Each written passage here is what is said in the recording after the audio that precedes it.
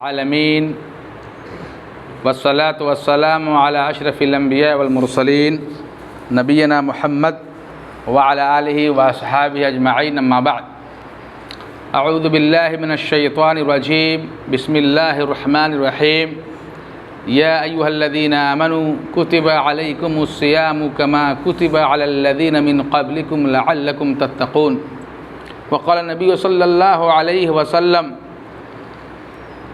اذا جاء رمضان فتحت ابواب الجنہ وغلقت ابواب النار وصفدت الشیاطین۔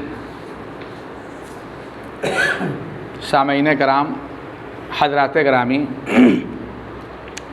اللہ رب العالمین کا لاکھ لاکھ شکر و احسان ہے، فضل و کرم ہے کہ ہمیں اور آپ کو رمضان جیسے مبارک مہینے میں روزہ رکھنے کی توفیق عطا فرمائے۔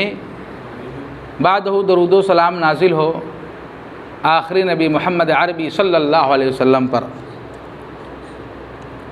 اللہ تبارک و تعالیٰ نے کلام مقدس کے اندر ارشاد فرمایا، یا ایھا الذین آمنوا، اے ایمان والو، اے مومنو، تم پر روزے کو فرض کیا گیا، لکھ دیا گیا، کما کتب علی الذین من قبلکم، جس طرح تم سے پہلی امتوں پر، تم سے پہلے لوگوں پر لکھ دیا گیا تھا، فرض کر دیا گیا تھا، لعلکم تتقون، تاکہ تم پرہیزگار بن جاؤ، متقی بن جاؤ، اللہ سے ڈرنے والا بندہ بن جاؤ۔ اس آیت کریمہ میں اللہ تبارک تعالیٰ نے رمضان اور روزے کی اہمیت و فضیلت کو بیان کیا ہے، اس کے مقصد کو بتایا ہے۔ ہم اور آپ جس مہینے سے گزر رہے ہیں، جو مہینہ ہمارے اور آپ کے اوپر سایہ فگن ہے، جس مہینے میں ہم داخل ہوئے ہیں، اللہ تعالیٰ کے بنائے ہوئے 12 مہینوں میں سے 9واں مہینہ یہ رمضان کا مہینہ ہے، جو نہایت ہی خیر والا مہینہ، برکت والا مہینہ ہے۔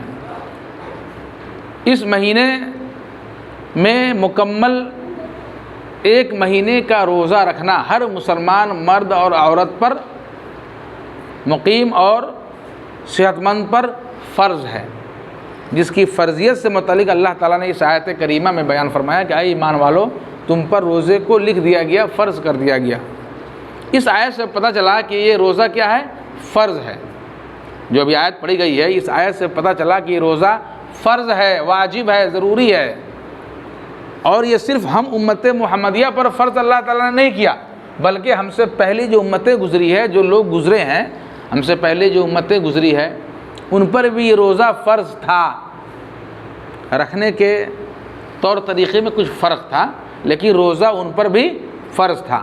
اور اس آیت کے اخیر میں اللہ تعالیٰ نے روزہ کے مقصد اور حکمت اور مصلحت کو بیان کرتے ہوئے فرمایا، لعلکم تتقون، شاید تم پرہیزگار ہو جاؤ، اس لیے روزے کو فرض کیا گیا۔ ظاہر بات ہے، ایک شخص جب روزے کی حالت میں ہوتا ہے، روزہ رکھتا ہے، تو نیکی کے کاموں کو انجام دیتا ہے، نماز کو ٹائم پر پڑھتا ہے، نوافل کا اہتمام کرتا ہے، ذکر و اذکار میں مشغول رہتا ہے، تسبیح اور تحلیل بیان کرتا ہے، اور اسی طرح سے قرآن مجید کی تلاوت کرتا ہے، سچ بولتا ہے، زبان کی حفاظت کرتا ہے، نگاہوں کی حفاظت کرتا ہے۔ اس طرح سے خیر اور بھلائی کے کاموں کو کرتے کرتے وہ متقی بننے لگتا ہے، پرہیزگار بننے لگتا ہے، اللہ سے ڈرنے لگتا ہے۔ اس کے برعکس روزے کی حالت میں بندہ گناہوں سے بچتا ہے، چوری سے بچتا ہے، چغلخوری سے بچتا ہے، غیبت سے بچتا ہے، جھوٹ سے بچتا ہے، اس طرح سے لغو اور لایانی کاموں سے گریز اور پرہیز کرتا ہے۔ اس طرح دھیرے دھیرے بندہ کیا بن جاتا ہے؟ متقی بننے لگتا ہے، پرہیزگار بننے لگتا ہے، اللہ سے ڈرنے لگتا ہے۔ اس کے بعد یہ اللہ تعالیٰ کی طرف سے ایک اور مہربانی کیا ہے، ایک اور فضل کیا ہے، ایک اور احسان کیا ہے کہ جیسے ہی یہ مہینہ آتا ہے، جیسے ہی مہینہ داخل ہوتا ہے، جیسے ہی اس مہینے میں ہم داخل ہوتے ہیں، اللہ تعالیٰ اپنے بندوں پر کیا فضل کرتا ہے؟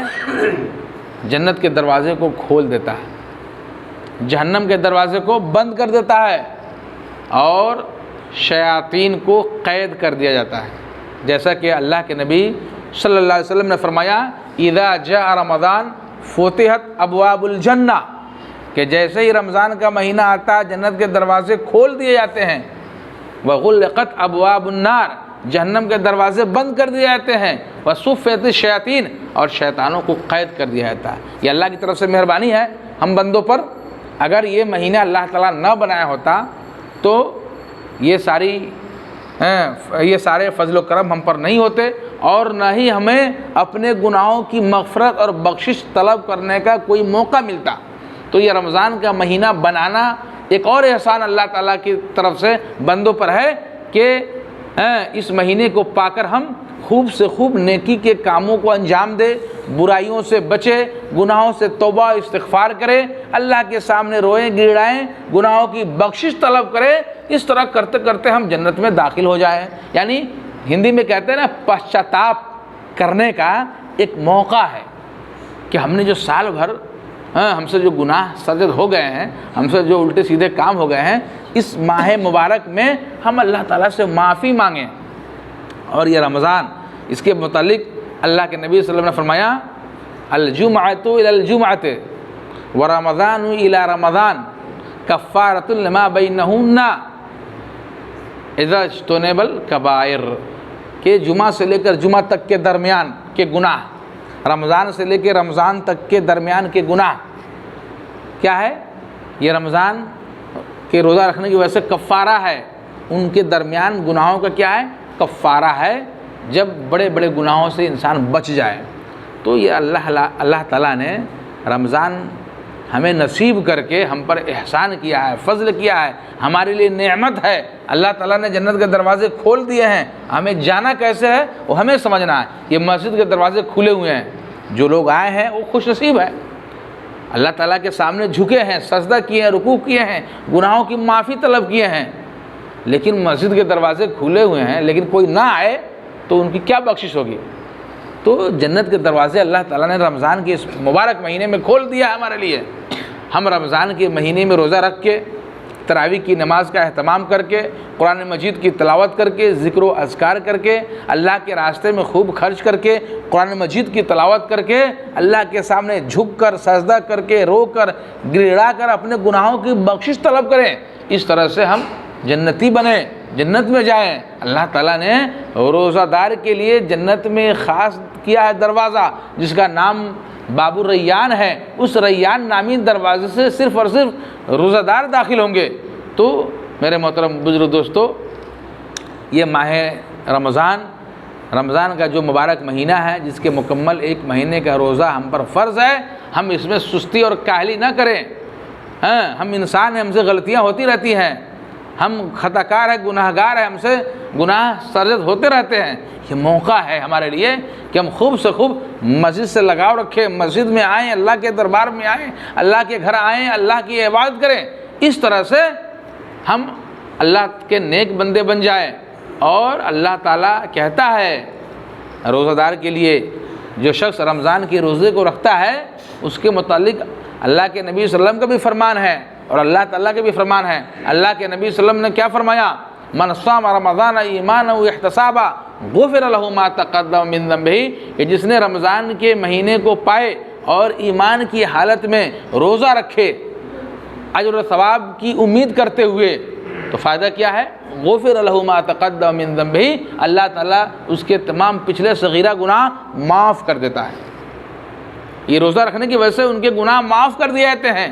اور اللہ تعالیٰ حدیث قدسی کے اندر بیان فرماتا ہے، الصوم لی وانا اجزی بہ، کہ روزہ یہ میرے لیے ہے، میرے خاطر بندے روزہ رکھتے ہیں، میری رضا جوئی کے لیے، میری خوشنودی کے لیے، میرے ڈر اور خوف سے روزہ رکھتا ہے بندہ، یہ روزہ تو میرے لیے ہے، وانا اجزی بہ، میں ہی اس کا قیامت دن بدلہ دوں گا۔ یہ معمہ ہے، اس کے اجر اور ثواب کو اللہ تعالیٰ نے فکس نہیں کیا ہے، بے پناہ اجر و ثواب ہے۔ اللہ تعالیٰ اپنے ایسے بندوں کو قیامت کے دن بے پناہ اجر و ثواب سے نوازے گا۔ تو یہ روزہ کو ہم غنیمت سمجھے، رمضان کے اس مہینے کو غنیمت سمجھے، اور خوب سے خوب نیکی کے کاموں کو بڑھ چڑھ کر حصہ لے کر انجام دے، اور دنیاوی جتنی ساری مصروفیات ہے، مشغولیات ہے، یہ کام وہ کام، اس کو کم کر دیں۔ بہت زیادہ ضروری کام نہ ہو تو اس کو ٹال دے اگلے ماہ کے لیے۔ اپنے آپ کو فارغ کر لے، خالی کر لے اس ماہ مبارک میں عمل کرنے کے لیے، عبادت کرنے کے لیے، ذکر و اذکار کرنے کے لیے۔ پھر جب یہ ہاتھ سے وقت نکل جائے گا تو گیا وقت پھر ہاتھ نہیں آتا، پھر پتہ نہیں اگلے سال ہم زندہ رہیں گے کہ نہیں رہیں گے۔ اس لیے اس ماہ مبارک کو غنیمت سمجھے اور یہ ارادہ کرے کہ انشاءاللہ مکمل اس ایک مہینے کے روزہ کو رکھیں گے اور خوب سے خوب اللہ کی عبادت کریں گے۔ اور اللہ تعالیٰ نے فرمایا قد افلح من تزکا وذکر اسم ربہ فصلی، اسی شخص کو اللہ تعالیٰ نے کہا کہ وہ کامیاب ہو گیا جس نے اپنے نفس کا تزکیہ کیا، اللہ کے نام کو یاد کیا، ذکر و اذکار کیا اور نماز کا اہتمام کیا۔ تو اس لیے اس ماہ مبارک کو غنیمت سمجھتے ہوئے ہم خوب سے خوب نیکی کے کاموں کو کرنے کا عہد کریں تاکہ ہماری اس میں کامیابی ہو، دنیا میں بھی آخرت میں بھی۔ اللہ تعالیٰ سے دعا ہے کہ اللہ تبارک و تعالیٰ ہمیں پورے مکمل مہینے کا روزہ رکھنے کی توفیق عطا فرمائے، اور اللہ تعالیٰ ہمیں اس ماہ مبارک میں، رمضان کے اس مہینے میں بڑھ چڑھ کر نیکی کے کاموں کو، عبادات کو انجام دینے کی توفیق عطا فرمائے۔ وصلی اللہ علی نبینا محمد وعلی آلہ وصحابہ اجمعین، والسلام علیکم ورحمۃ اللہ وبرکاتہ۔